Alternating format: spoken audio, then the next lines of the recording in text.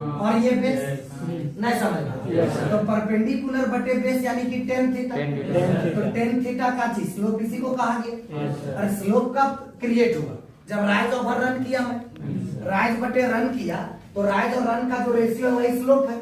अब राइज और रन होगा ही नहीं तो स्लोप क्रिएट होगा क्या? नहीं सर। बात समझ में आ रहा क्या कह रहे थे? तो राइज और रन अगर हो गया तो स्लोप क्रिएट होगी। तो जैसे मैं राइज और रन को देखना चाहूँ तो हमें टेन थीटा मिल गया। तो इसीलिए कोई सवाल हमसे करता है कि सर स्लोप निकालने के लिए टेन थीटा ही क्यों ले? तो पता चला कि राइज और रन का रेशियो कौन का है? Tan theta. राइज और रन का परपेंडिकुलर और बेस का रेशियो टेन थीटा होगा। तो इसलिए स्लोप निकालने के लिए किसका इस्तेमाल किया गया? Tan theta. नहीं समझ में आ गया? हम कह रहे हैं अगर इंक्लिनेशन थीटा है तो स्लोप कितना होगा? Tan theta. समझ में आया? Yes, वही sir. बात हमने लिखा भी कि अगर theta be the inclination then tan theta be the slope.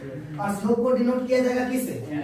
Small L से। चलो तो अगर यहाँ पर मान लीजिए कि अगर यहाँ पर हमारे पास थीटा इंक्लिनेशन है तो थीटा का जो टेन होगा, थीटा का काची होगा? थीटा इंक्लिनेशन है तो थीटा का जो टेन होगा यानी कि टेन थीटा ही हमारा स्लोप होगा। नहीं समझ में आ गया? और स्लोप को डिनोट किससे किया जाए?